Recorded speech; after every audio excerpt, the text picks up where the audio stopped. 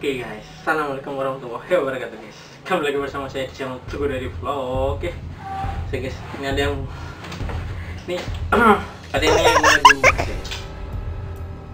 Saya di Wismos 5 aliran sesat yang ada di bukan yang ada apa? Yang pernah hidup di Indonesia. Sebelum aku jelasin itu, aku mau terangin dulu aliran sesat itu apa sih? Ya, aliran sesat atau ajaran sesat menurut Oxford English Dictionary ya guys ya, adalah pandangan atau doktrin teologis atau keagamaan yang dianggap berlawanan atau bertentangan dengan keyakinan atau sistem keagamaan manapun yang dianggap ortodok atau ajaran yang benar. Jadi apa? Kayak kita misalnya ikut agama A gitu, itu melo aja pokoknya sih, dimingi-mingi apa, kayak misalnya dimingi-mingi HP atau apa gitu ya. Nah seperti itu. Ini maaf sih lo ya gitu ya, pakai celana pendek. Yang cara ngulun menjelaskan, ini 5 aliran sesat yang pernah hidup di Indonesia. Nah yang pertama adalah komunitas Eden ya guys ya, atau Salamullah. Eden atau Salamullah, Mubah atau Mullah ya. Bukan itu guys ya. Ajaran ini didirikan oleh Lia Aminuddin atau Lia Eden yang jemaat yang disebut dengan jemaatnya ya guys, disebut Salamullah pada tahun 1997 ramai dibicarakan karena mengaku Imam Mahdi sebagai penyebar wahyu Tuhan guys. Dan si Lia Eden nih juga ya guys, menyatakan dirinya reinkarnasi dari Bunda Maria guys. Ya itu anunya agama Kristen ya. Sedangkan si anaknya ya guys, si anaknya ini ya guys, si Ahmad Mukti ini ya guys, adalah jelmaan Yesus Kristus guys. Dan saat awal didirikan, Lia Eden menggait 100 orang dari beragam golongan. Dan pada Desember tahun 1997, Majelis Ulama melarang perkumpulan Salamullah karena ajaran dianggap menyelewengkan kebenaran mengenai ajaran Islam guys. Dan Lia Eden 2 kali dipenjara karena penistaan agama, yakni pada tahun 2006 dan 2009. Namun konon hingga kini kita lanjut ya, kita belum punya diskuan. Dan konon hingga kini dia masih aktif menjalankan kepercayaannya, dan pada tahun 2015 dia mengeluarkan sejumlah pernyataan mengejutkan. Misalnya meminta izin kepada presiden dan gubernur karena pesawat UFO akan mendarat di Monas Jakarta. Lucu guys.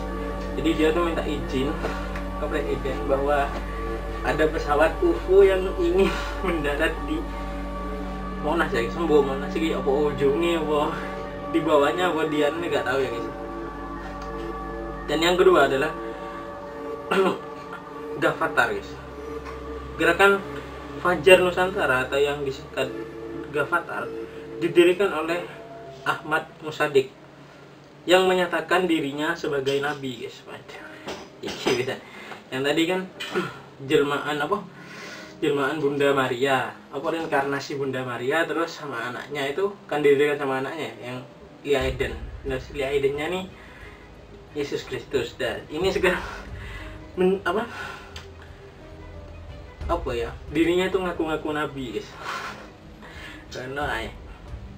Dan dia meneruskan ajaran Al-Qiyadah Al-Islamiyah yang pernah dinyatakan sesat oleh MUI ya, Majelis Ulama Indonesia, pada tahun 2007. Gerakan ini bersifat sinkretik yang menggabungkan ajaran Islam, Kristen, dan Yahudi guys. Jadi satu guys, jadi satu paket ajaran Islam, Kristen, sama Yahudi yang diajarkan oleh si Ahmad Musadik ini guys. Dan dalam praktiknya Gavatar mengganti kalimat syahadat dan mengabaikan kewajiban puasa, juga mengakui Ahmad Musadik sebagai nabi setelah Muhammad dengan nama Al-Masih Al-Ma'ud. Nah. Dan tidak ada kewajiban sholat 5 waktu, tapi mewajibkan sholat malam dan sholat pada waktu terbit dan tenggelamnya matahari. Ini apa ya? Dan dalam kepercayaan di agama ini guys, di Gavatar nih, dan orang biasa itu menebus dosa dengan membayarkan nominal tertentu kepada Ahmad Musodik karena dianggap menyimpang. Ribuan orang itu ya guys pernah mengalami persekusi dan terusir dari desa tempat tinggal di Kabupaten Mempawah Timur, Kalimantan Barat pada Januari 2016. Jadi guys, misalnya kalian mau nebus dosa dan biasanya kita kan mau ampun ya guys, itu bayar guys. Nominalnya biro, misalnya dosanya berat, nominalnya kan beda-beda ya guys. Dan pada tahun yang sama MUI mengeluarkan fatwa yang menyebut Gavatar ini adalah aliran sesat guys. Dan yang ketiga nih guys, ini paling aneh ya guys ya, di antara dua kerajaan nih guys. Kalau di dua kerajaan yang tadi tuh yang tak bahas, ini kan hidup di bukan hidup sih, tempatnya di darat ya guys. Ini kerajaannya berhubungan dengan laut guys, yaitu kerajaan ubur-ubur. Tapi masa dia diam di laut orangnya? Apakah orangnya punya insang? Kita tidak tahu. Langsung tak bahas kerajaan ubur-ubur. Ajaran ini didirikan oleh pasangan suami istri guys. Jadi pasangan suami istri yang bernama Rudi dan Aisyah, dan dipimpin Nur Halim di Serang, Banten. Jadi kerajaan ini berada di Banten guys. Dan dianggap kontroversial karena meyakini Nabi Muhammad berjenis kelamin wanita guys. Waduh, kan laki ya guys, Nabi Muhammad tuh laki, masa wanita guys. Satu mana ini. Dan Aisyah mengaku sebagai Ratu Kidul yang menganut agama Sunda Wiwitan, namun mengakui Al-Quran dan Allah Subhanahu wa Ta'ala. Dan kelompok ini menyebarkan konten di sosial media seperti YouTube sama Facebook ya guys, yang isinya menyatakan Allah memiliki makam dan Ka'bah dianggap bukan kiblat umat muslim, namun tempat pemujaan berhala. Dan lalu Aisyah mengaku bisa menarik dana milik negara lewat akses bank di luar negeri. Pokoknya hacker aja guys ya. Agamanya ini bukan agama guys, agama hacker.